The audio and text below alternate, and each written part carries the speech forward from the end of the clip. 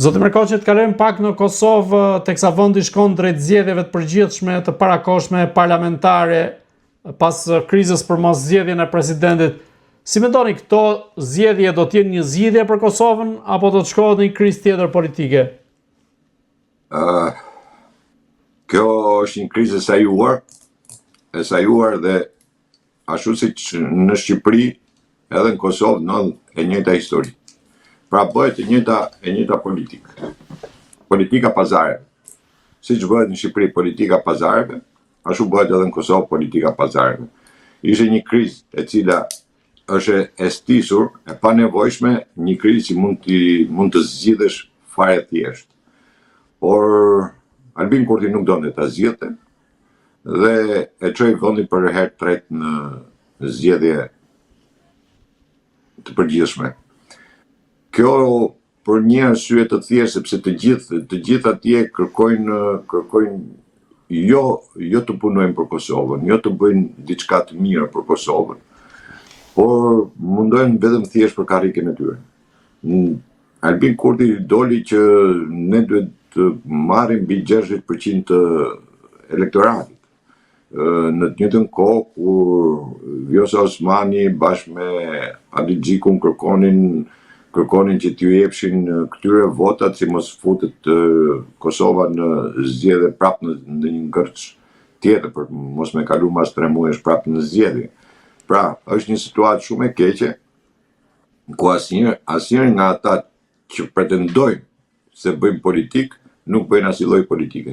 Ata mundohen thjesht për karriket e tyre, mundohen thjesht të marrin pozicionet e tyre dhe Albin Kurti kishte një synim të vetëm, të kthejë Kosovën ashtu siç e bëri, siç e ka kthyer Rama Shqipërinë, pra në monoparti. Nuk është problemi se do të zgjidhte Vjosa Osmani, asu nuk isha që Vjosa Osmani të zgjidhesh presidente, sepse nuk ka bërë absolutisht asgjë për Kosovën, pavarësisht asaj propagande që flasin e bëjnë e që dalin se këta janë mësuar me politik fotosh, nuk dinë bëjnë politikë. Këta dinë bëjnë vetëm nej foto. Dhe mund të kishte mundësia të shumta dhe figura, qoftë figura akademike, qoftë figura politike që mund të merrin mund të merrin postin e presidentit për ta përfaqësuar në mënyrë më dinjitoze atë vend. Ka në Kosovë, nuk është se s'ka, paktën tashmë ne kemi kontakte dhe dim që ka njerëz sa të duash për ta përfaqësuar vendin shumë më mirë se sa ata që kanë përfaqësuar deri më sot presidentën në Kosovë, por gjithmonë këtu flitet për një politikë partijake. Pra, presidenti duhet dali patjetër nga një parti e cila është në pushtet, e cila kërkon t'i marrë të gjithë postet, thashë edhe ta kthej Kosovën në monoparti. Edhe opozitën ta ketë thjesht si fasadë, ashtu siç përdoret edhe në Shqipëri opozita si fasadë, dhe mos të ketë gjithë duart e lira pastaj Albin Kurti për të bërë gjithçka. Mos harroni se Albin Kurti është pjesë e së majtës dhe ngul këmbë gjithmonë që e majta nuk ka sjell ndonjëherë progres, nuk ka sjell vetëm regresin në çdo vend që ajo merr pushtetin. Në këtë rast Albin Kurti është i favorizuar me këtë lloj krize politike apo e ka pas pamundur që të zgjidhte një emër konsensual për të qenë president i Kosovës? Albin Kurti ka synimet e tija, mos harroni se edhe Albin Kurti është pjesë e Sorosit, ashtu siç janë edhe shumë politikanë atje në Kosovë, apo këtu në Shqipëri janë gjithë, po edhe në Kosovë pjesa më e madhe aty janë pjesë e Sorosit. Por ndikimet që ka edhe Serbia atje për të i leverdisë që të ketë një Kosovë që të jetë asmish aspesh, pra të ketë këtë lloj gjendje politike, situate të tillë.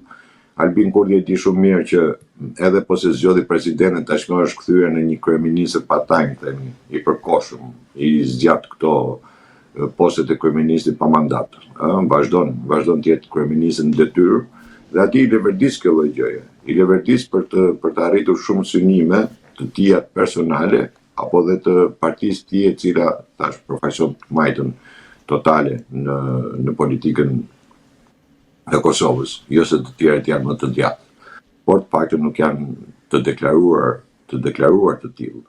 Kështu që Albin Kurti do krijojë vetëm kriza në Kosovë dhe do të vazhdojë ato propagandën e Kosovës, por duke e kundërshtuar Serbinë vetëm me deklarata dhe pa e kundërshtuar në mënyrë institucionale.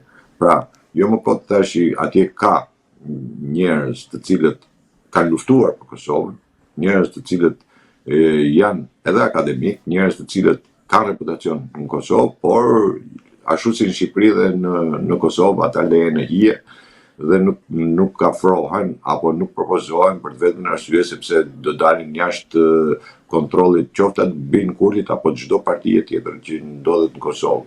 Duhet të kuptojmë një gjë që i dhimbset më tepër, fëmia më tepër i dhimbset nënës. Pra, ata që kanë luftuar për Kosovën dhe që sot janë në Kosovë, por nuk janë të aktivizuar sepse partitë politike nuk duan njerëz të cilët kanë ndrerë dhe kontribute.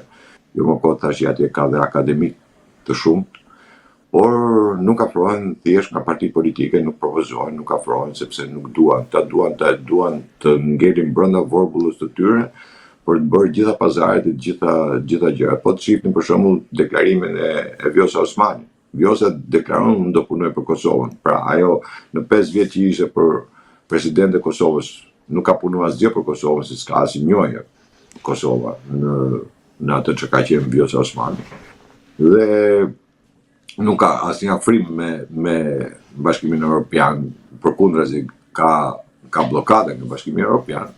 Dhe çuditërisht këta njerëz të cilët kanë bërë këtë lloj politike, këta njerëz kërkojnë akoma të marrin pushtet, sepse Vjosa Osmani supozojmë ishte presidente, nuk ishte pse dilte më dhe të bënte deputetet, se kishte arrit majat e politikës. Moment që arrin majat e politikës, patjetër që duhet largohesh nga politika, nuk duhet të jesh më pjesë aktive e partive politike, mund të qëndrosh në fondacion nuk di ku, po asnjëherë të jesh pjesë e partive politike. Po thash, ashtu siç ndodh në Shqipëri, ashtu ndodh edhe në Kosovë. E njëjta situatë, e njëjta mentalitet dhe e njëjti kulturë politike ndodh edhe në Kosovë siç ndodh në Shqipëri.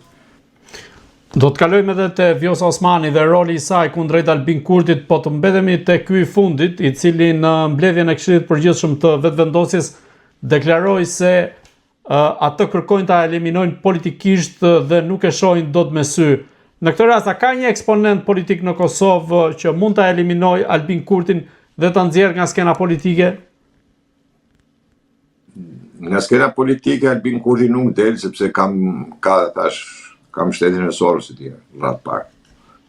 Por që mund të humbasi, mundet edhe të humbasi, por do humbise në një formë tjetër, jo në këtë formë, duke afruar apo duke linçuar Vjosa Osmani. Duke linçuar Vjosa Osmani të jeni të sigurt që nuk ka për të opozita, nuk ka për të qenë në gjendje për të marrë shumicën dhe të jeni, domethënë, e shoh të pamundur, pavarësisht se mund ngrej një numër votash apo një numër deputetësh, por nuk mund bëhet shumicë.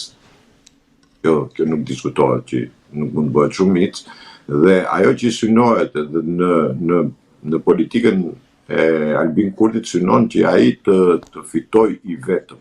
Jo pa qëllim, thash, deklaratat e tij që bëri që ne duhet kemi mbi 60% të votave, pikërisht vetëm për të bërë kurumin dhe për të vazhduar pra të marrë legitimitetin e tij si kryeministër, se thash është bërë si një kryeministër hecejake, kryeministër pa mandat, themi, i emëruar, vazhdon të jetë i emëruar, nuk ka mandat të plot, të legitimitetin e tij të plot. Dhe kjo e bën atë që të luajë këtë lloj politike dhe të vazhdojë ta mbajë Kosovën varur.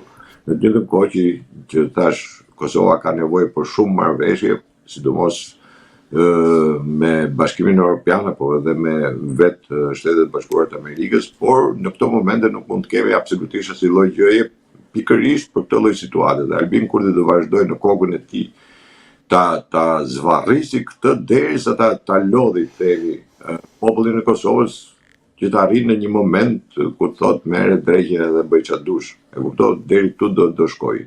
deri në këtë pikë do shkojë. Synimi i Albin Kurtit ky është që të shkojë deri në këtë lloj pike. Pra ta lodhi po të lloj zgjedhjet, të zvarrisi zgjedhjet deri në moment sa thonë merrem ose s'kemi çfarë bëjmë tjetër. Pra zgjedhi keqe më të mundshme.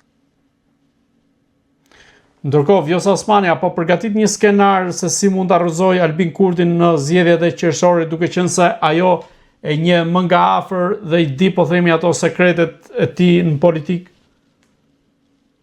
Që politik bën Albin Kurti dhe Vjosa Osmani si lloj politike s'kan bërë deri tani. Pazare kanë bërë, të dy. Të dy palët kanë bërë pazar. Mos harroni Vjosa Osmani ka qenë ajo që kur ishte KLDK-ja e shau e degradoi se politikën kështu e kanë këta me të shame. E shau e degradoi, pastaj vajti dhe vendosje shau LDK-n nuk la gjopa thon për LDK-n derisa doli edhe publikisht dhe kërkoi që populli i Kosovës mos ta votonte LDK-n dhe pastaj u prish prap me Albin Kurtin, filloi të shaj Albin Kurtin dhe u bashku me Abdi Xhikun pikërisht për t'i dhënë edhe një frymëmarrje Abdi Xhikut. Pra ne tash është politik pazare, nuk është politik reale, është politik pazare. Dhe Abdi Xhiku ka pozicion shumë të keq në LDK dhe tashmë bashkimi me Vjosa Osmani sikur ka dhënë pak frymëmarrje. Me po këto zgjedhje tash i thash, sado që të mundohen prap nuk do ta arrijnë dot. Nuk do ta arrijnë dot atë kurumin për të marrë dhe për të rrëzuar Albin Kurti. Do jetë prap Albin Kurti, sipas gjykimit tim, pavarësisht nga votat që do kenë, Albin Kurti do jetë prap një kryeminist tranzitor. Dhe Kosova me keqardhje them, po Kosova do shkojë prap në zgjedhje. Vetëm një ndërhyrje, qoftë dhe sidomos në Shtetet e Bashkuara deri në fund nuk di çfarë do mund ndodhi, mund të bëjë të mundur që të zgjidhet ky ngërç. Shqiptarët dhe partitë politike që janë në Kosovë nuk e zgjidhin dot të ngërç. Zoti Merkoçi, të kalojmë në aktualitetin politik shqiptar dhe konkretisht tek Edi Rama, i cili në konferencë të aspektit sigurisë, të çështjeve të sigurisë në Estoni, deklaroi se shqiptarët janë Taliban perëndimor. Ju si e lexoni këtë deklaratë dhe me sa lehtësi Edi Rama i cilëson të tillë shqiptarët, veçanërisht në konferenca ndërkombëtare? Po normal që shqiptarët janë Taliban për Ramën, për sa kohë Rama ka shit sovranitetin e vendit. Unë nuk pres në një deklaratë tjetër të Ramës, unë ju kam thënë që Rama ka ndërtuar mafia në shtet.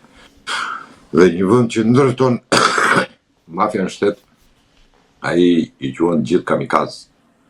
Nuk ka problem për Rama. Rama mund të bëjë çdo lloj deklarate dhe më pas do ta lëpi apo do ta limoj, domethënë ato lloj deklarate. Dhe do të dali pastaj që shqiptarët, unë kam thënë sepse këta janë kamikaz të Europës, sepse janë njerëz të cilët kanë këta virtyte këto. Por një kryeministër i tillë që bën deklarata të tilla në çdo vend botës nuk do guxonte më të ulesh në tokën e tij. Ndërsa Rama fal mbështetje që ka, qoftë edhe me këtë lloj opozite e cila bën marrëveshje në mënyrë të fshehtë dhe qëndron dhe bën çdo lloj deklarate. Rama, duhet të kuptojmë një gjë, Rama po drejton një vend që nuk ka suverenitet. Në një vend që nuk ka suverenitet, keni të bindur që mund ndodhi çdo gjë.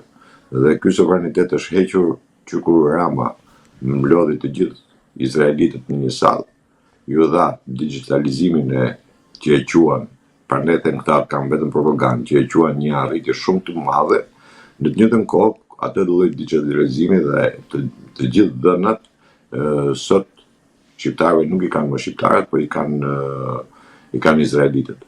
Kështu që ne nuk e kemi më suverenitetin në vendit. Dhe heqja suverenitetit. Dhe çfarë i pret shqiptarët nga kjo lëvizje?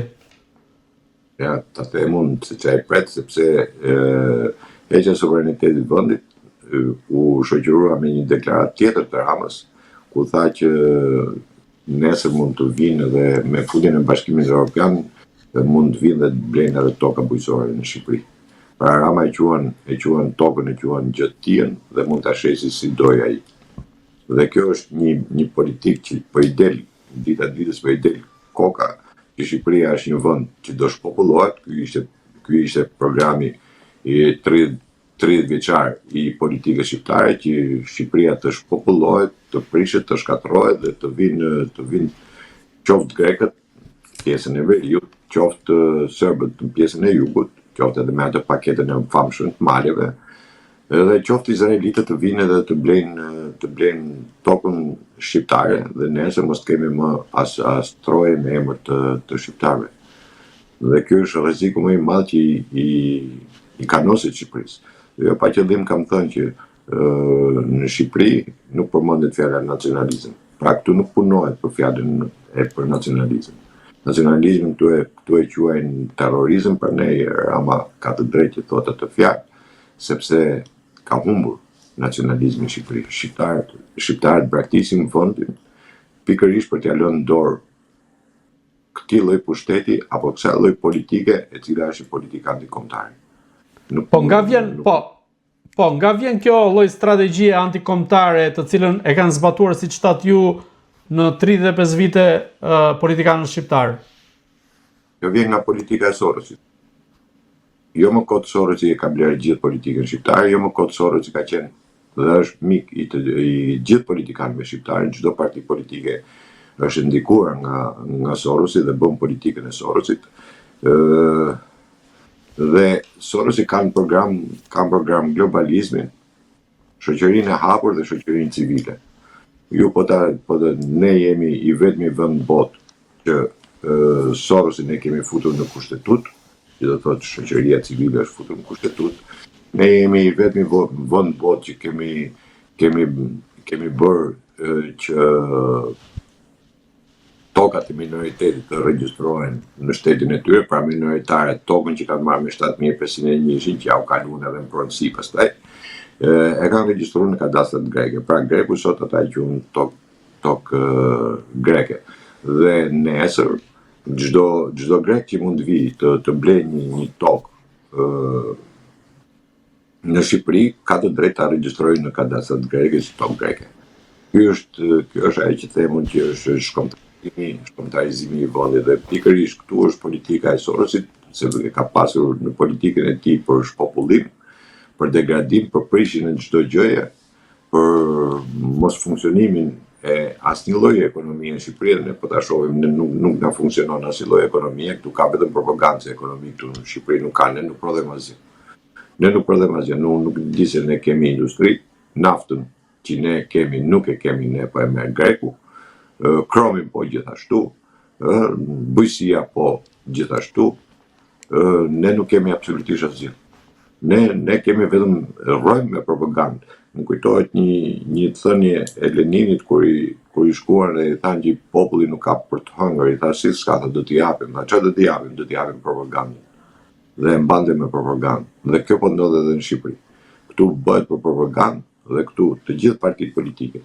Dhe ai palavos parlamenti që ndodhet sot e gjithë ditën atje, nuk bën asgjë tjetër, vetëm punon për programin e Sorosit se si të shpopullohet Shqipëria, se si ky vend të humbi identitetin e tij dhe të shitet në forma dhe në mënyra të ndryshme. Ju e keni parë që me një lëvizje që bëri Amerika me Greqinë për t'i dhënë 6 miliard dollar investime, Rama e shiti sikur ato do vinin në Shqipëri dhe në këtë moment ai firmosi dhe një marrëveshje për detin, për gazin. Pa caktuar akoma kufite ai për një marrëveshje, ai dha grekut në këtë lloj forme. Tashmë ka dalë në forma të tjera, kështu që nuk pres nga një kamikaz me një anti-shqiptar dhe një njeri që nuk ka rrënjë të shqiptare, unë nuk pres se do mbroj trojet e Shqipërisë. Po nga ana tjetër, opozita çfarë është duke bërë, duke qenë se në parlament votoi ka dalë krah mazhoranca sa i përket procesit të integrimit, ndërkohë nga ana tjetër thotë që nuk shkohet në Bashkimin Evropian me Edi Ramën. Opozita tregoi edhe një ashtu siç tregoi në atë miratimin që bëri për Bordin e Paqes, po. Marr pjesë Rama dhe për ta caktuar Ramën në Bordin e Paqes, pra bën një ligj nominal me emrin e Ramës, tashmë edhe u justifikua me Amerikën, pra se kjo i duhesh Trumpit, dhe nga ana tjetër bën një rezolut që e mbyll me idenë se kjo duhet Shqipërisë për Bashkimin Evropian. E para gjë që bie në sy, që një parti që pretendon që s'është kurrë djathtë, po pretendon që është djathtë, të djathtët nuk janë për Bashkimin Evropian, janë për partneritet, nuk janë për futjen në Bashkimin Evropian. Nuk mund të futet Shqipëria në Bashkimin Evropian një vend i cili nuk ka asgjë. Nuk mund, dhe unë e kam thënë dhe e kam cilësuar me disa herë radhasi, që politika e Bashkimit Evropian, e vendeve të Bashkimit Evropian, është që vendet e Ballkanit dhe kryesisht Shqipëria dhe qoftë edhe Maqedonia e Veriut, pjesa e shqiptarëve, qoftë edhe Kosova apo Malizi janë pjesë të cilët do kthehen në kampe refugjatësh. Dhe këtë e vërtetoi miratimi që bëri Këshilli i Evropës për çështjen Meloni për sa i përket refugjatëve që ka sjellë në Shqipëri. Dhe këtë do ta bëjnë edhe vende të tjera tashmë se aprovon ata, e quajtën një vendim të drejtë dhe do ta aprovojnë. Kështu që futja e Shqipërisë mund na fusin edhe si delin aty në Bashkimin Evropian vetëm thjesht për të justifikuar refugjatët që i sjellin në Shqipëri, që i inkastrojnë në Shqipëri dhe për të thënë që po i çojmë brenda Bashkimit Evropian. Kështu që kjo ishte një politikë antikombëtare dhe anti-shqiptare. Dhe kjo lloj rezolute, po ta veni re, ka dhe një defekt tjetër që në këtë lloj rezolute, pavarësisht se Europa e ka ngritur më të madhe çështjen e Ballukut, në rezolut nuk përmendet fare emri Ballukut, nuk përmenden as PPP-rat e as koncesionet, absolutisht asgjë nuk përmendet, po miratohet a priori, nuk dihet se si, në çfarë mënyre, por një nga qëllimet për gjykimin tim, siç e kam parë gjithmonë politikën shqiptare, një nga qëllimet e miratimit dhe bashkimit të kësaj rezolute që i bëri bashkë dy palët, tregon që këta do shkojnë drejt ndryshimit të kushtetutës. Të jeni bindur për të që ata do ndryshojnë kushtetutën, do ndryshojnë kushtetutën për të goditur edhe një herë atë që bëm vetë me 140 vota, për të goditur pra drejtësinë, themi, spakun kryesisht, sepse gjykatat i ka nën kontroll, për një arsye thjesht, sepse vendimi që morën kolegjet e bashkume për çështjet e paraburgimit, masat e sigurisë, ishte një hap politik që merr gjykata. Pra, atë që duhet ta kishin bërë këta në parlament, nuk e bën parlament, po e bën nëpërmjet kolegjit bashku të gjykatës lartë. Kështu që këta të gjitha i kanë dorë, tashmë duan të bëjnë një veprim tjetër, qoftë për të shtuar kompetencat e presidentit, qoftë edhe për të goditur spakun apo për ta shpërbërë spakun, sepse vjen edhe mandati i mbarimit nëntëvjeçarit. Kështu që ata janë për gjykimin tim, kjo tregoi bashkësinë që kanë njëri me tjetrin, lodra që luajnë njëri me tjetrin dhe të gjithë çfarë flasin deri më sot, qoftë edhe ato protestat që bëjnë në rrugë, janë thjesht kamuflazh i marrëveshjeve që ata bëjnë, se çuditërisht të gjitha marrëveshjet kryen brenda natës, ashtu siç u bë me kodin zgjedhor para votimeve të përgjithshme, u miratua marrën e natës edhe u miratua. Kështu u miratua edhe tash bordi paqes në këtë lloj forme mrena orëve. Kështu u miratua edhe ky ligji kjo amendamenti për Bashkimin Evropian. Dhe të gjitha për gjykimin tim kanë paraskena pazaresh, jo politike, se politika Shqipërisë bëhet, por pazaresh.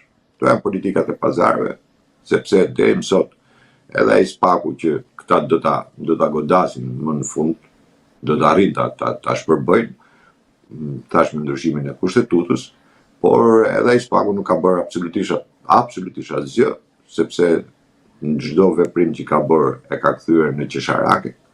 Nuk kemi asnjë konfiskim të pasurive, kemi vetëm fjalë, kemi vetëm disa zyrtar të nivelit ulët, apo edhe të mesëm, të cilët dënohen me nga i vit, me nga 2 vjet, që gjë që nuk ka, dhe më që sharakja e drejtësisë shqiptare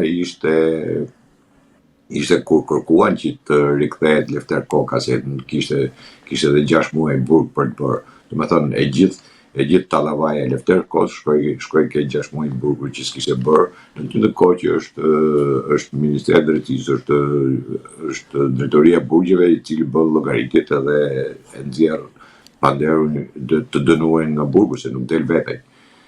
Kjo tregoj, nëse do ta shohësh në një sy kritik apo real, kjo tregon që ata jo vetëm që tallen me njerëzit, por mund bëjnë çdo lloj veprimi dhe ta kthejnë pastaj sikur po drejtësia po funksionon. Pra drejtësia jon pas ka bërë hesabe tamam, po tregojnë që janë edhe ignorant në llogaritje. Pra, ai staf i burgut që është atje, që ka kaq ignoranca, nuk di sa bën 1 e kupton. Për sa kohë nuk i ke llogaritë tamam ditët e burgut dhe ti e nxjerr nga burgu. Kështu që dhe këtë tash kërkoj ta shesë sikur drejtësia nuk të fal. Pra, edhe atë ti ka ngela i 6 muaj i burgut, ti do ta bësh se s'bën, sepse kjo është drejtësia jonë në njërin tjetër. Në këtë kohë kur gjithë operacionet që tregojnë në përburje, tregojnë që ata janë me telefona, janë me hareme, janë me çdo gjë. E kuptoj, e kanë kthyr burgun, e kanë kthyr si një kamp pushimi. Edhe ata sikur kanë shkuar në rezorte pushimesh, edhe aty duhet të kenë gjithë drejtat, gjithë gjërat, pavarësisht se e kanë rrjep këtë popull, pavarësisht se ja kanë marrë çdo gjë këtij populli, pavarësisht se e kanë përfuar këtë popull, ata duhet të gëzojnë të gjithë të drejtat e tyre. Dhe kjo lloj rezolute që u miratua në mënyrë të papritur, tregoj hapur bashkëpunimin që kanë pozita me opozitën, apo më mirë themi Rama me Berishën. Po, duke mbetur te kjo linje argumentit tuaj, sot Berisha është pyetur se pse Partia Demokratike nuk e bën publike dosjen e Belinda Ballukut dhe Ergyes Agasit, dhe ai është fshehur pas sekretit hetimor se deputetët e Partisë Demokratike kanë firmosur në SPAK për të mos i bërë publike dosjet e Ballukut dhe Agasit, dhe se nuk mund të shkelin kushtetutën në këtë rast. Ju si mendoni, apo fshe Berisha dhe vetë Partia Demokratike ndonjë sekret të Belinda Ballukut dhe vetë Ergyes Agasit në mënyrë që të mos i ekspozoj gjithë shkeljet e tyre? S'ka lidhje fare me shkeljet. Ka lidhje me personat. Ka lidhje me lidhjet që kanë personat. Qoftë edhe brenda Partisë Demokratike. Me lidhjet që kanë me Partinë Demokratike, domethënë. Patjetër. Janë lidhjet e brendshme. Nuk kanë lidhje me kushtetutën. Sa herë shkel kushtetuta në Shqipëri? Kush ka marrë përgjegjësi për shkeljen e kushtetutës? Sa herë kanë dalë në media, kanë dalë dosje pa vajt në gjykat? Kush ka marrë përgjegjësi? Absolutisht asnjë. Sa emisione ke që dalin ekspert, analist, gazetarë dhe thonë unë e kam dosjen, se kam lexuar dosjen, se e di dosjen, me qindra.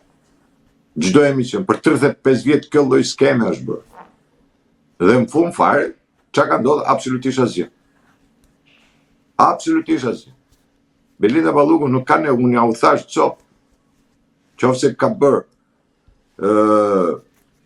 një nga gjërat tash më të këqija që ishe në rezolut, ç'a ishe, që nuk përmendesh Belinda Balluku, po edhe këtu sekretet timor është, që nuk përmenden PPP-t, edhe këtu sekretet timor është që ti ta fusësh në rezolut. S'kishte asgjë.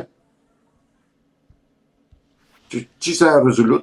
Për çfarë duhesh ajo rezolut? Për çfarë kujt i nevojitesh ajo rezolut? Unë thash, kjo rezolut i nevojitet para primit për të ndryshuar kushtetutën. Shënoheni nëse nuk do ndodhi kjo. Do të ndryshohet kushtetuta. Nga kushtetuta do ndryshohet për shumë arsye. Sepse nga 50 fshate do ta bëjnë me 51 dhe do ta quajnë se duhet miratuar edhe ligji territorial. Do bien dakord edhe për ligjin e territorial, do bien dakord për çdo gjë. Aty ku kanë interesa do të vejnë komuna, aty ku nuk kanë nuk do ta vejnë, aty ku kanë interesa do i heqin bashkitë, aty ku nuk kanë interesa do t'i shtojnë. Dhe do shihni që do shtohen edhe në veri, po edhe në jug. Dhe sidomos Bregdeti. Pse? Sepse kanë interesat e tyre. Ati ku kanë interesat do t'i bëjnë, patjetër do t'i bëjnë. Dhe kjo po tregon hapur dita ditës, unë jo pa qëllim thash, edhe këto proteste që bëhen për t'u kamufluar. Sepse në protest del dhe thua Belinda Balluku, në protest godet të MMM të qajnë gjitha, dhe kur vjen puna, ajo që ngelet e zezamit, barti aty nuk e shkruan. Për kundrazim e miraton të pashkruar. Pra në një farë mënyrë, ti del kundra edhe Bashkimit Evropian me atë lloj rezolute. Duke i treguar që jo, këtu çdo gjë është mirë. Prandaj thash që nuk janë këta nuk janë politikanë, unë nuk e di, këta janë para politikë, këta janë thjesht vetëm për pazar, nuk janë për asgjë tjetër. Pra në këtë rast po ndërtojmë një hamendje, po themi që nëse Partia Demokratike ka videot, po themi të Ergysa-Gasit, që mund të jenë me të njëjtin nivel tronditje si ato në Hungari dhe që mund të rrezojnë pushtetin e Edi Ramës, Partia Demokratike nuk i nxjerr? Po që video kanë, as video s'kanë. Jo, domethënë duke sjell si hipotezë. Edhe ato video që kanë nxjerrin atë që duan ata. Të dy palët. Nxjerrin aq sa duan, aq sa për të bërë zhurmën, aq sa për të marrë mendjen popullit, sepse do ndodhi një skandal tjetër. Ju e keni pa që nga një skandal kalohet në skandal tjetër për të harruar skandali parë. Ndodhi dyti. Dhe për të harruar dyti ndodhi treti. Thash po, a e keni parë ndonjëherë që Partia Demokratike të dalë dhe të flasi për koncesionin që u bë për naftën, që bëri Rama? Jo.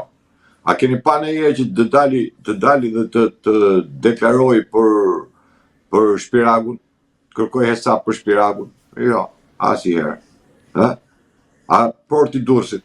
A ju kam thënë që Porti Durrësit kam vite që e ngrej dhe në fund fare nuk kemi absolutisht asgjë. A keni dëgjuar në një deklaratë Partisë Demokratike ku dali të thotë që si është e mundme që aty rrëshqiti, me 20 centime, me 30 centim ka rrëshqit atje, ka shku dhe i metër, gjënëm?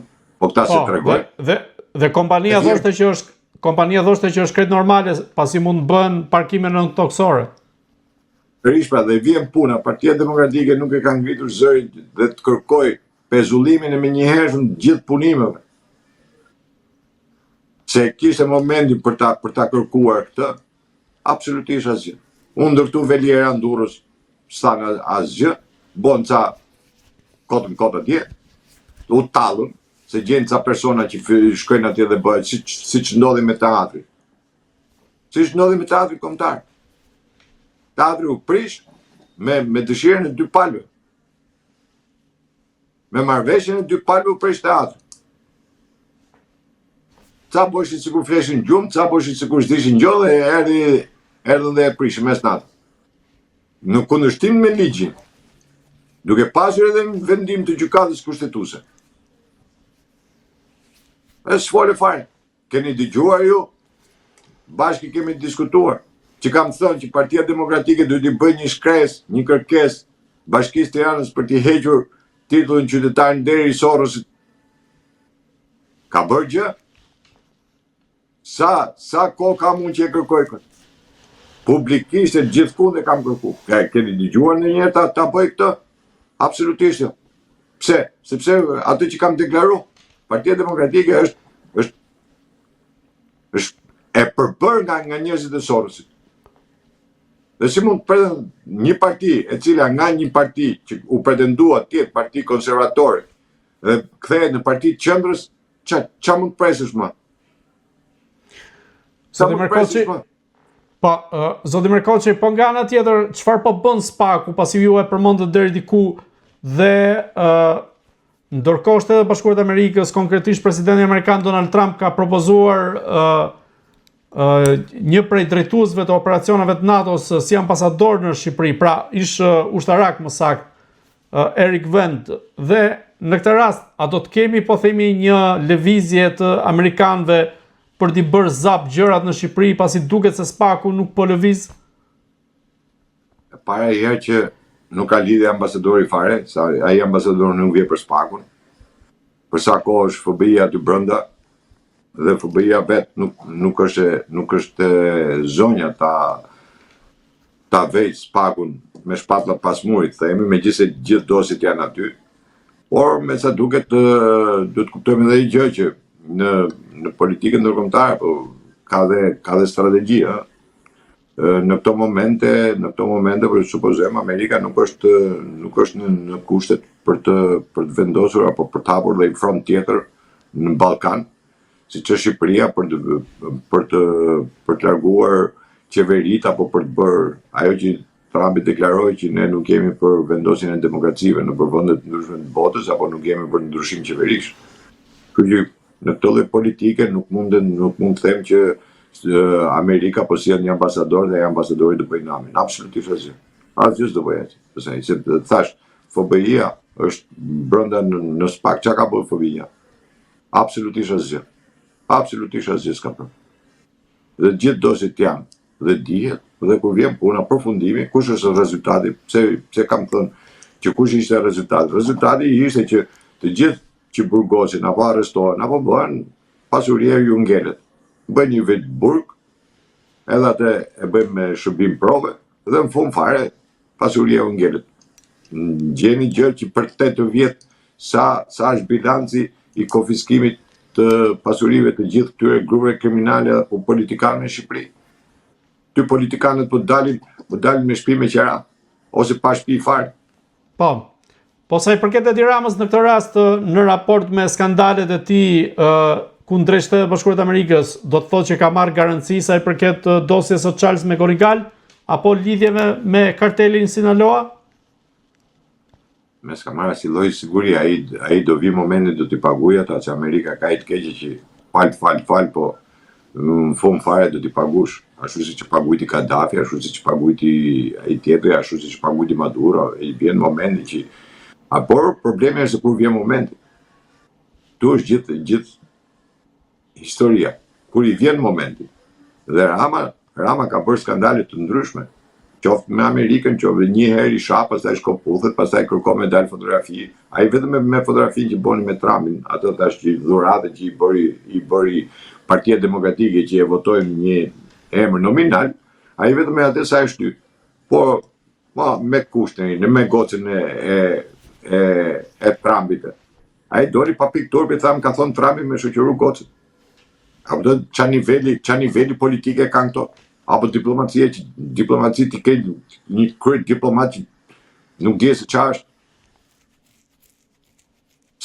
Sepse në këtë lloj forme është ndërtuar sistemi në Shqipëri. Më gjeni një vend tjetër të botës, vend më të humbull, merrni vend më të humbull në botë që mund të mbajë 35 vjet tranzicion. Ky thjesht është një tranzicion komunist, vazhdojmë me të njëjtët persona, me të njëjtët njerëz, me të njëjtën frymë, me të njëjtën mentalitet dhe me të njëjtën kulturë. Kjo është kultura e politikës shqiptare. Duhet të kuptojmë drejt, kur ti ke një kulturë të tillë politike, nuk lejon më, atë që nuk lejon, që thash edhe për në Kosovë. Në Kosovë ka mjaft njerëz që kanë kontribute, kanë vlera, por nuk i afrojnë partitë politike. Ajo ndodh edhe në Shqipëri. Dhe në këtë rast kjo kulturë politike a reflektohet edhe te Partia Socialiste që kemi parë sikur ka pasur lëvizje, por që në një deklaratë fundit në një intervistë për Nikol Lesin, Edi Rama tha se mënyra se si më është drejtuar Elisa Spiropali do të thotë që më do edhe më shumë. A e kuptoni tash që Rama në çfarë gjendje depresive është, derisa shkon edhe bën një intervistë me Nikol Lesin edhe trego prralla. Trego se e ka rraf Berisha, trego se ka bërë takim me Berisha, dhe këto i tregojmë atë 85 vjetë kur nuk kanë vlera më. Kur nuk kanë më vlera. Tash të arri një kryeminist dhe të ulet në një bisedë te Nikol Lesi, e kupton? Çfarë mjerimi ndodhet Rama, që nuk kam më Rama po bën çdo lloj lëvizje. Më thoni, çfarë ka bërë politika shqiptare apo opozita shqiptare për të palavos fjalimin që majti Rama në Izrael? Ma thoni. Asgjë, po sa i përket edhe eksponentëve që e rrethojnë brenda Partisë Socialiste, apo duket një frym kundër ti, apo është thjesht një fluck sapuni, gjithçka sa kemi parë deri tani? Ata partia i dënon, partia e vet i dënon. Ai lloj fryma është në politikën shqiptare, që këta e quajnë politik, thash edhe herë, po ta ri përsëris. Në atë që këta e quajnë politik, se këta nuk është politik, por kjo është pazar. Është fryma Kadrias Biu që thoshte partia ime më dënon. Po, pikërisht pra, kush ishte Elisa Spiropali? Maniman? Dhe vjen edhe bëhet numri 2 i shtetit. Nga plerat bëhet numri 2 i shtetit. Do me thënë, këtu partia të ngre, partia të bën, partia të marto, partia të bot gjitha, dhe pastaj fund fare partia dhe të vret. Politikisht tashmë, sepse ka hik ligji dënimit me vdekje. Dhe se për shpirt këta e kishin vrarë gjithë. Dhe këta ngrenë grupe emisore, që në zhargonin politik ta quajnë revizionist partisë. Po nuk ndryshojnë nga linja, po e njëjta linjë është. Vetëm se këta për interesa të ndryshme meskine dalin edhe thonë e llafe më tepër. Sepse Elisa Spiropali kur është godit sepse ka qenë pjesëmarrëse në klubin China, në Gjermani. Dhe pas asaj u godit Elisa Spiropali. Ashtu si që godit Erion Velia. Që do të thotë në këtë rast po përgatiste një goditje ndaj Edi Ramës. Patjetër më. Atë që bëri Erion Velia në Amerikë kur ishte me Edi Ramën, Erioni ishte me Aleksin, Rama ishte me Gjorgjin, dhe kur ka ndalë nga takime, Rama ja ka thënë cop, ush ka top të boft, unë pat ta bos të lej, edhe ja boni. Normale, këto janë dyfta brylesh, po nuk janë politik. Po në këtë rast kush qëndron pas Elisës Spiropalit? Ha? Në këtë rast kush qëndron pas Elisës Spiropalit? Fatmir Xhafa. Pse, akoma se dini? Jo, a ka i grup më të fuqishëm të faktorit ndërkombëtar? Ja, faktori ndërkombëtar është Sorosi gjithë. Nuk ka grup më të fuqishëm se sa Sorosi. Kabala, Sorosi janë në lojë. Po Kabala me Sorosin janë bashkë, kështu që ngelet Sorosi si përfaqësues. Ajo kam thënë që Rama është përfaqësuesi i Sorosit në Europë, dhe po deklarohet dhe po vërtetohet dita ditës si Rama bën politikën e Sorosit. Rama po bën politikën e Sorosit. Thash edhe vajtjet në Izrael është politikë e Sorosit. Dhe ajo palavoz deklarate apo fjalimi që mbajti ishte politikë e Sorosit. Po në këtë rast sa e rrezikonte vërtet Elisa Spiropali Edi Ramën? Po nuk e rrezikon nëpërmjet Sorosit, jo si Elis. Është ai grupi i cili vjen një moment dhe nuk e duan më kryetarin. Domethënë Sorosi është ai që lëviz fijet e kukullave që i vendos përballë njëra tjetrës. Jo më në të gjithë politikën shqiptare. Jo vetëm të PS-ja, por në të gjithë politikën shqiptare. Dakor, po duke qenë se po flasim për pjesën e Partisë Socialiste të Spiropalit dhe Edi Ramës. Më dëgjoni me vëmendje. Sa kohë kam që në Shqipëri është ndërtuar mafia shtet. A ka ndonjë nga këta politikanë që e pranon këtë? Dhe të gjithë thonë narkoshtet. Mafia në shtet nuk e përdor njeri. Megjithëse në Europë po e përdorin, edhe në Itali po e përdorin, në Shqipërinë asnjë nuk guxon ta përdori. Pse? Sepse janë gjithë në i fest. Dhe pra ne kam frikë ta përdorin këtë lloj termi. Por, të bësh propagandë dhe të bësh politikë janë dy gjëra të kundërta. Këtu bëhet thjesht vetëm propagandë, ka një luftë klanesh brenda njëri tjetrit, luftë brylash, luftë postesh. Sepse Elisa Spiropali, nëse vjen re, deri dje ishte ministre jashtme, ajo e ngritën qiell Ramën. Po sa momenti sa u hoq, në atë moment u godit. Në atë moment filloi gjoja do fliste. Dhe kur vjen puna për të fol vetëm brenda ke partia, pastaj më dëno partia ime, thot. Më largo ti, thot. Më Më largo përjashtop. ti. Më shkarko ti, më hiq ti. Pra, më heqi partia mua.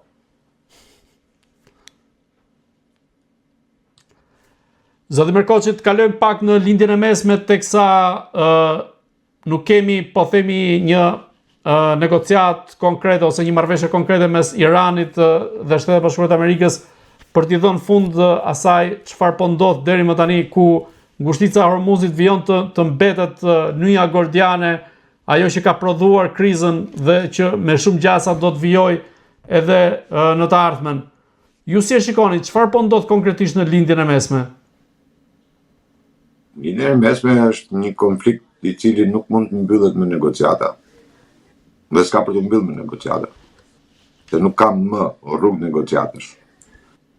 Përsa Garda Revolucionare bëri deklarat pardje, po dje nuk më kujtohet mirë, kur deklaroi që pas vizitës Trumpit në Kinë, bëri një deklarat ku tha që çdo anije e jona që do goditet, ne do godisim gjithë bazat amerikane, do godisim vendet e gjirit, po duke përfshirë në këtë rast Emiratet e Bashkuara Arabe, të cilët i kanë shpallur dhe armik, dhe do shkonin deri tek goditja e aeroplanbajtëse. Kështu që çështja e negociatave është mbyllur. Tashmë ngelet se kur do sulmohet apo kur do filloj konflikti apo sulmet ndërmjet dy palëve. Një nga personat të cilat është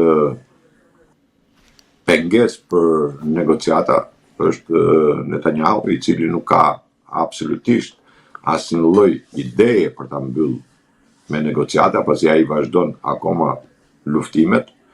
Me Hezbollahun janë bombardimet një pas njëshme, ka goditje dhe kundra goditje ndërmjet palëve, pavarësisht se është thënë që jemi në armëpushim, po në asnjë moment nuk ka qenë në armëpushim dhe vazhdon akoma goditjet.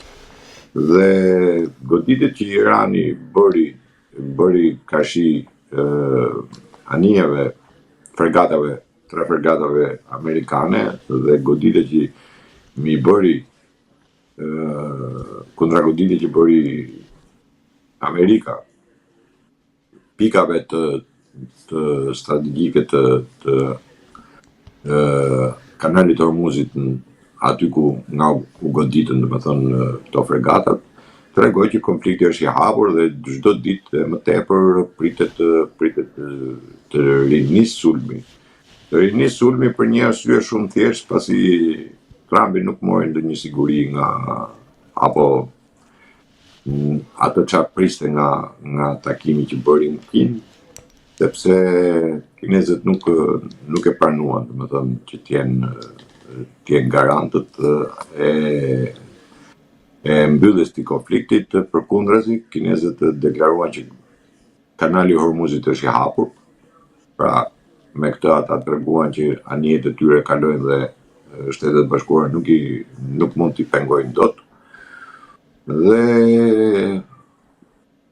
nuk mundet më tashmë që Amerika të tërhiqet apo të pushojë luftën në mënyrë diplomatike.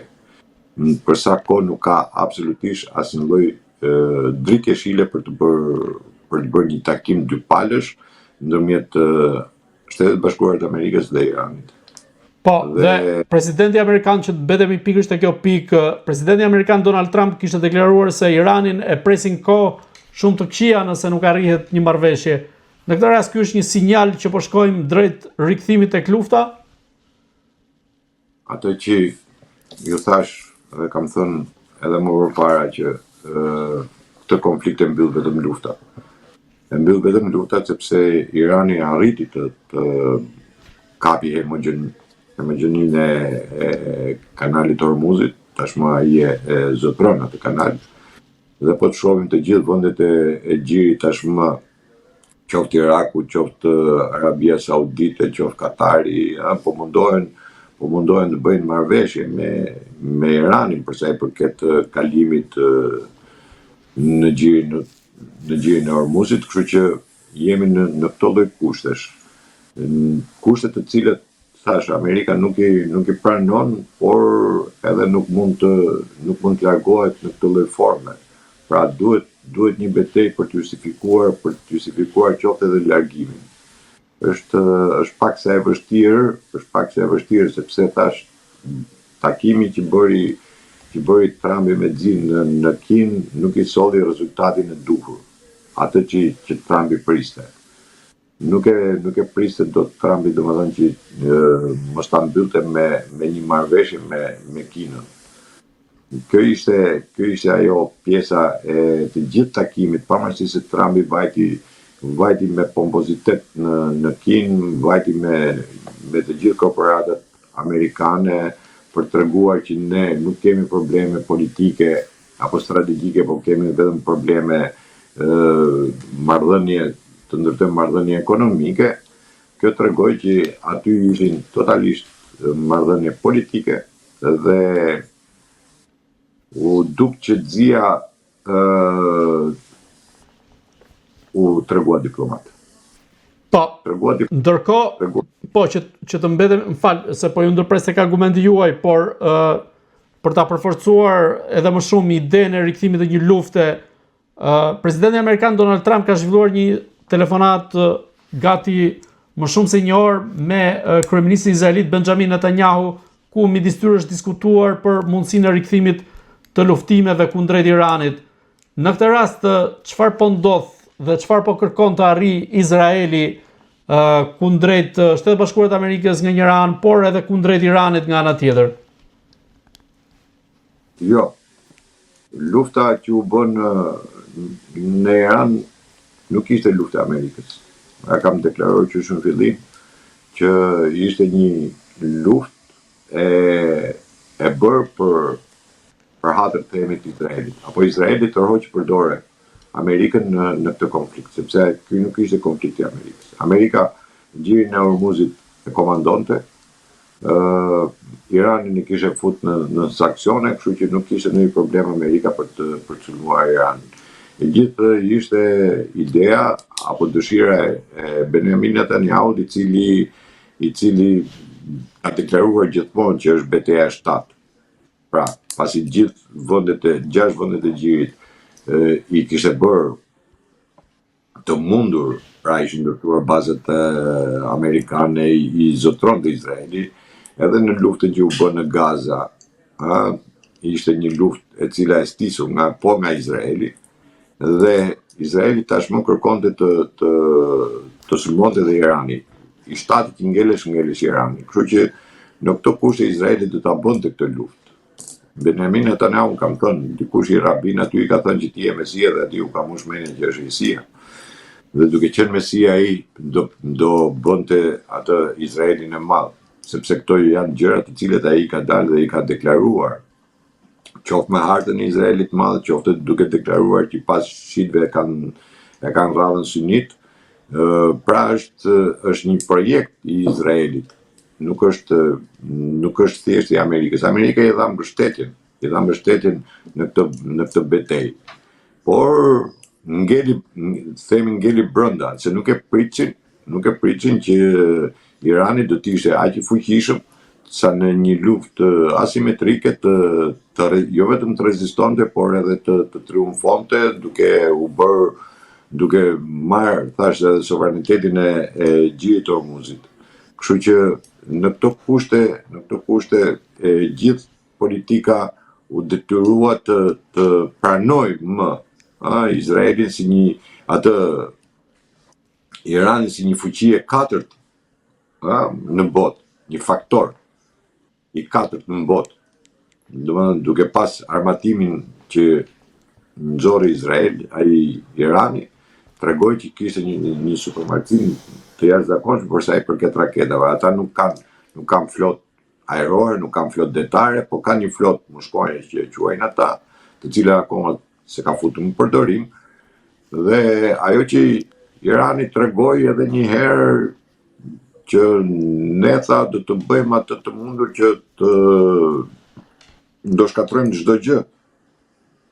Kjo ishte deklaratë shumë e fuqishme e Iranit, por ka dhe problem që Irani në çdo deklaratë që ka bërë, se kemi nxjerrë një armë tjetër, thotë të pa deklaruar akoma. Se s'di se çka ka. Por si duket jemi në kushtet ku thash bisedimet janë anashkaluar totalisht, nuk ka më, por se si do filloj lufta. Dhe tjeni gjykoj që Izraeli do të gjuhej përsëri i pari, do godasi i pari. Dhe pastaj do futet Shtetet Bashkuara do futet në lojë, por atë që shoh nuk është shoh vetëm te telefonata që ka bërë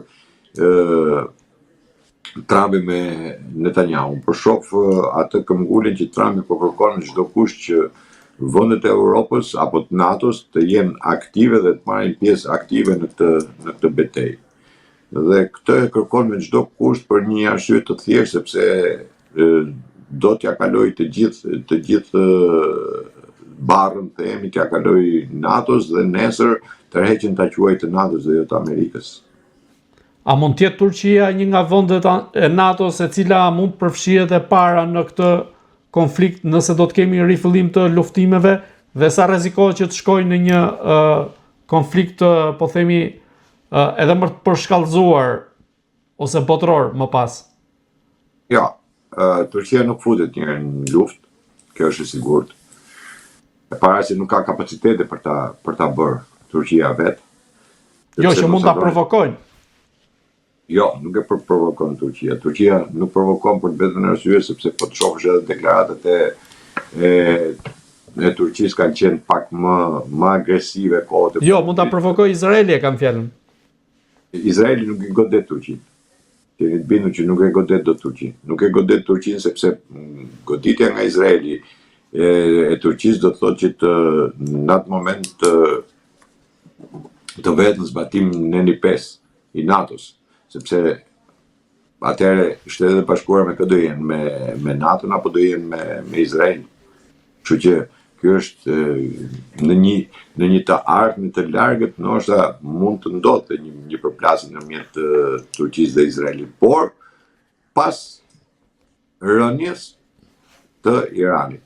Mirë, po në Iran, qoftë qeveria që nuk u ndrua, qoftë regjimi nuk u ndrua, qoftë edhe drejtuesit kryesor, dhe pse u vran, u zëvendësuan, pra nuk kemi absolutisht asnjë lloj lëvizje në Iran. Përkundrazi, sot në Iran drejtojnë 4 drejtuesit kryesor, domethënë duke filluar që ke